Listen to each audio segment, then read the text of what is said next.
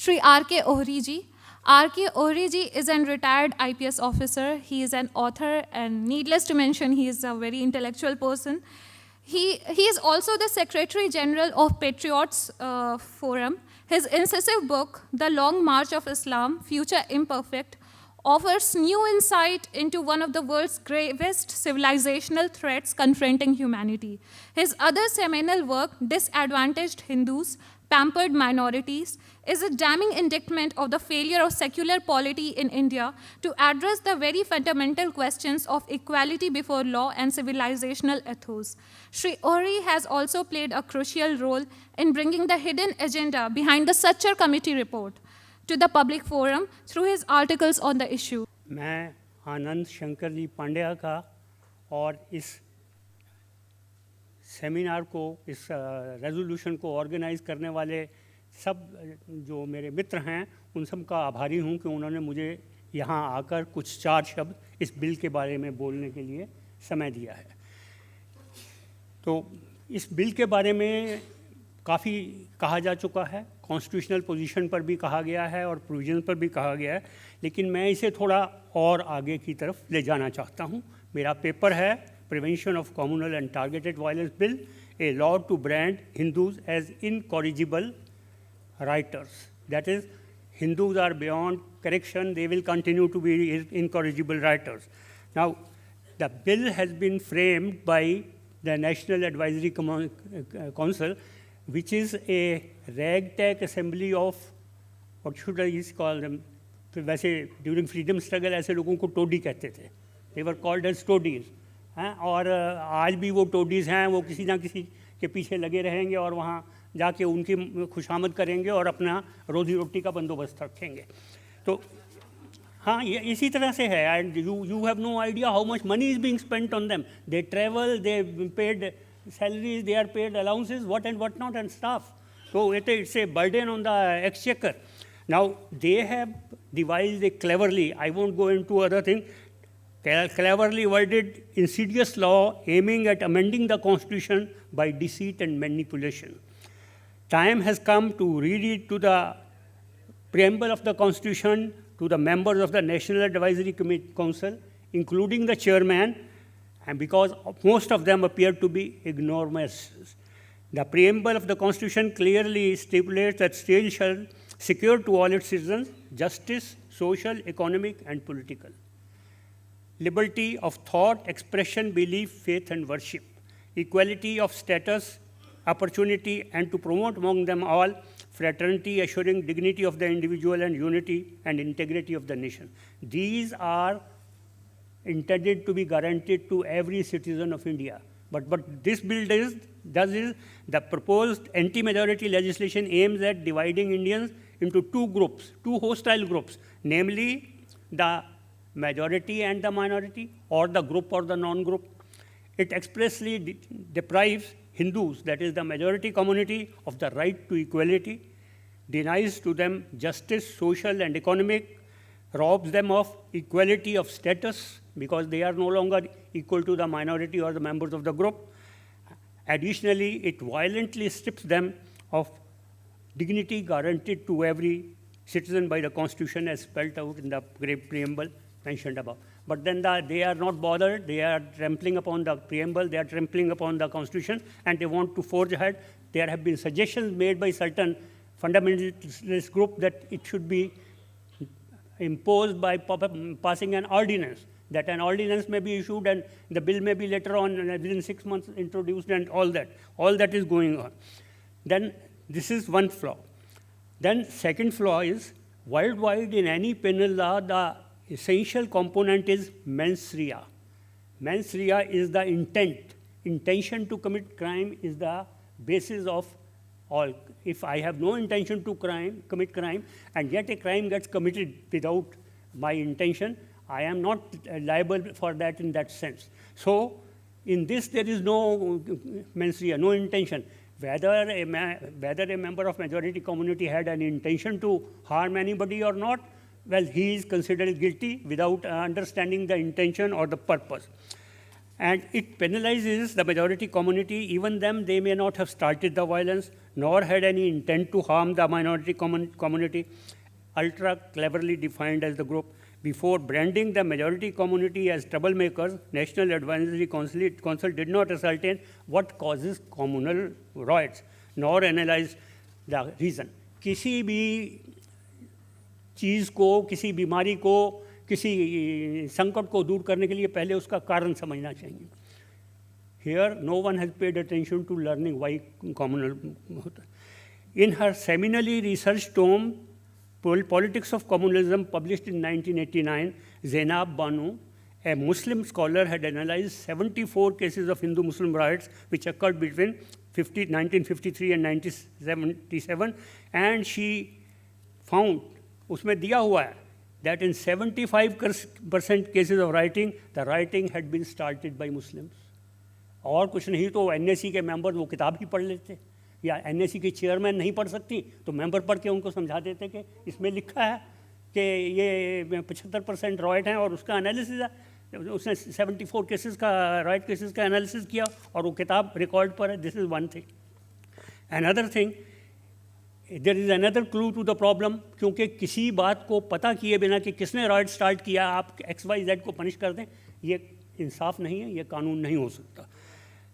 एक 1986 में 31 जुलाई 1986 को एक केस दर्ज हुआ था दिल्ली में against 2 Hindus. They were blame to be activist, Indrasen Sharma and Rajkumar Arya.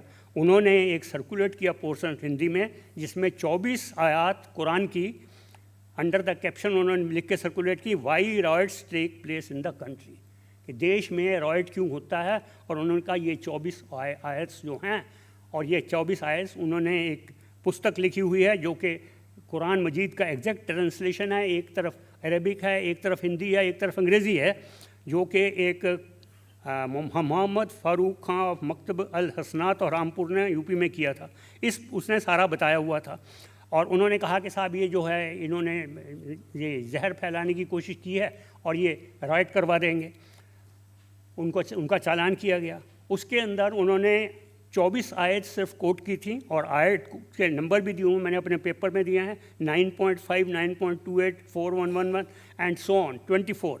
और उन्होंने फर्दर कहा that there are numerous other आयत्स of the same sort. Here we have cited only 24. Obviously, ayats carry commandments which promote enmity, ill will, hatred, deception, fraud, strife, robbery, and murder against the non-Muslim. That is why riots take place between Muslims and non-Muslims in this country as well as the rest of the world. ऐसा उन्होंने लिखा. अब वो जो argument हुई, I won't go into the details, it is a recorded case. Arguments हुई, वो सुनने के बाद जो फैसला दिया है मेट्रोपॉलिटन मजिस्ट्रेट ने, उसने मेट्रोपॉलिटन मजिस्ट्रेट ने फैसला दिया, दोनों हिंदूज़ को चार्ज फ्रेम किए बिना डिस्चार्ज कर दिया. और उन्होंने कहा कि प्राइमा फेसाई इनके ख़िलाफ़ कोई केस नहीं है, क्योंकि मैंने कुरान की वो कापी और किताब देखी है और ये जो 24 आयत हैं जिस तरह उसमें लिखा है उसी प्रकार में इसमें लिखा है, कोई फेर बदल नहीं है. और ये सब कुरान के अंदर लिखा है. और इसलिए मैं ये नहीं कह सकता कि साहब इन्होंने कोई मन गढ़ंत कहानी बनाकर और ये कर लिया. इसलिए उन्होंने लिखा उसके अंदर, the learned magistrate concluded, in view of the above discussion, I am therefore of the view that there is no prima facie case against the accused, as the offences alleged against the accused do not fall prima facie within the four corners of section 153A, 295A. The aforesaid judicial verdict clearly endorsed the view of the persons who distributed those posters that certain ayats in the Quran have the potential to create riots. It's a matter of record that no appeal was filed against that judgment, final judgment given by the Metropolitan Magistrate, neither by the persons who had complained against Indrasen and Arya, nor by the state. और वो judgement unchallenged उसी प्रकार से court का मौजूद है आज भी.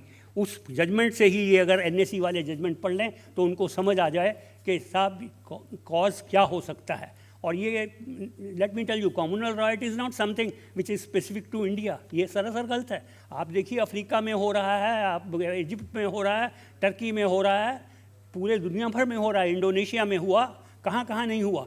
और ये कहना है कि सिर्फ यहाँ है या I beg to differ with अपने आरिफ जी के वो ब्रिटिशर ने चलाया हुआ, नो ऐसा नहीं है, वो कहानी कुछ और है। आफ्टर ऑल जब ब्रिटिशर ने चलाया हुआ होता तो इजिप्ट में थोड़ी होता, नाइजीरिया में थोड़ी होता, सूडान में थोड़ी होता, और कहाँ कहाँ होता, ये इसकी कहानी डिफरेंट है, ये समझने की बात है। अच्छा, नेक्स्ट, ये लॉ उन्होंने बना तो दिया, उसके बाद में उन्होंने कह दिया कि साहब एक एडवाइजरी काउंसिल होगी जो कि सुपर पावर होगी, और उसमें प्रेसिडेंट माइनॉरिटी का होगा, वाइस प्रेसिडेंट माइनॉरिटी का होगा, मेजॉरिटी मेंबर नॉन मेजॉरिटी के होंगे, and they will ensure administration of the law. इतना सख्त इंडाइटमेंट, इतना डिस्ट्रस्ट, इतना hatred for Hindus, I can't imagine कि any sensible group could have done it, कि साहब उसके अंदर मेजॉरिटी को कोई स्कोप नहीं है, member majority of members will be minority, the president will be minority majority and vice president will be majority and all that. अच्छा, अब यहाँ जो अपने यहाँ ये NSC के मेंबर हैं, इन्होंने किसी ने कोई रॉयटिंग का सिस्टम नहीं देखा, ना इन्होंने कोई रॉयट कंट्रोल किया है। ये सिर्फ उसको पता है जिसने रॉयट कंट्रोल किए हों, दूसरों को पता नहीं है। सवाल ये है कि अगर वो कुछ जानना चाहते हैं तो वो देखते कि अगस्त 1911 में ब्रिटेन में रॉयट हुआ, वो कॉम्युनल रॉयट नहीं था, एक छोटा मोटा रॉयट शुरू हुआ और वो एक देखते ही देखते 20 शहरों में फैल गया। 5 दिन वो रॉयट चला, एडिशनल फोर्सेस बुलाई गई, फोर्स इस्तेमाल की गई, और 5वें दिन के बाद ख़त्म हुआ। मैं आपको ये भी बता दूं, I have studied the history of riots, काफ़ी बुक्स भी हैं। Most communal rights start like a tornado, एकदम ब्रेकआउट आया, और हर टॉर्नेडो की तरह उसकी अपनी अपनी स्पीड है, अपनी अपनी ट्रेजेक्ट्री है, अपना डेस्टिनेशन है, और वो उसी के मुताबिक चलता है। और इन 90% cases, I know, just I'll take another. In 90% cases, that will weaken on 4th or 5th day. By that time, the police reinforcements are positioned. Last point जो मैं कहना चाहता हूँ, ज़्यादा नहीं कहूँगा, पेपर आप पढ़ लेंगे, वो ये है कि एक मैंने छोटी सी स्टडी की, उससे ये पता लगा कि 2006 में पहले 4 महीने में 6 कॉम्युनल राइट जो हुए हैं, वो 6 के 6 फ्राइडे को शुरू हुए। शुक्रवार को राइट क्यों होता है? और ये इंडिया स्पेसिफिक प्रॉब्लम नहीं है, ये प्रॉब्लम ग्लोबल है। कश्मीर में भी राइट होता है, अफ़गानिस्तान में भी राइट होता है, अफ्रीका में भी होता है, सब जगह। शुक्रवार को क्यों राइट होता है? ये थोड़ा सोचने की बात है। मैं ये कहता हूँ कि एक कोई रिसर्च करे जिसमें देखे कि सोमवार को कितने राइट होते हैं, मंगल, बुध, बृहस्पति, शुक्र, शनिचर, इतवार, हर दिन कितने राइट होते हैं। They will come. I am a police officer and I have served most of my years in uniform. So I can tell you that the number of riots starting on Friday is much more than number of riots on any other day. Thank you. और नहीं बोलूँगा, बहुत बहुत। Thank you so much, sir.